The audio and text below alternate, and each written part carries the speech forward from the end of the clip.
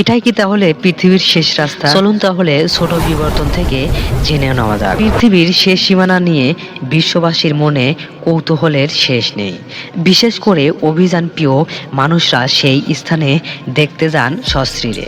তবে সেখানে পৌঁছানো কি সম্ভব? এমন প্রশ্নের উত্তর সোজা উত্তর অসম্ভব। মানুষের অজয় থাকে না এই পৃথিবীর কোনো কিছুই। গন্তব্য যতই কঠিন হয় ঠিক চিনে নেয় পথ। তবে পৃথিবীর শেষ সীমানা দীর্ঘ এক পথ, আলো অন্ধকারের মোড়া, বরফের ঢাকা, দীর্ঘ নিঃসঙ্গে ভয় বিহল। পৃথিবীর রাস্তা সেখানেই শেষ, এরপর আর যাওয়া যাবে না। ইউরোপের নরওয়েতে অবস্থিত এই 69 হাওয়ে হলো পৃথিবীর শেষ রাস্তা। তবে সেখানে একা যাওয়া নিষেধ। একা গেলে নাকি বিপদ হতে পারে। পৃথিবীর শেষ রাস্তাটির উত্তর গোলান্দি অর্থাৎ নিরক্ষ রেখার উপরের দিকে উত্তর মেরুর গা ঘেঁষে চলে গেছে এই পথটি।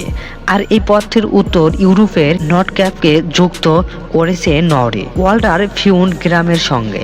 পথটির দৈর্ঘ্য প্রায় 129 কিলোমিটার। এই 69 পেরুতে গেলে 5টি টানে পেরুতে হয়।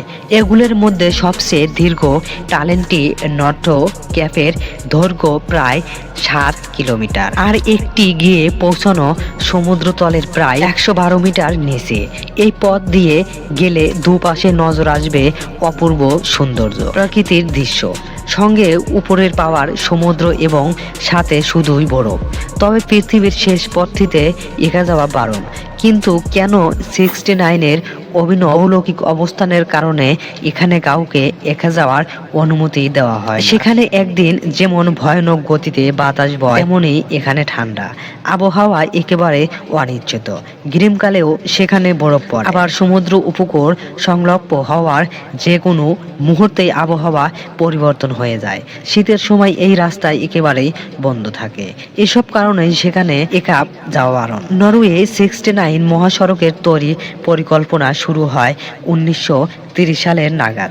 তবে 1938 সালে মহাসড়কটি তৈরির সিদ্ধান্ত চূড়ান্ত হবে। রাস্তার বর্তমান দৈর্ঘ্য 129 কিলোমিটার, যা সম্পূর্ণ হয়েছে 192 সালে।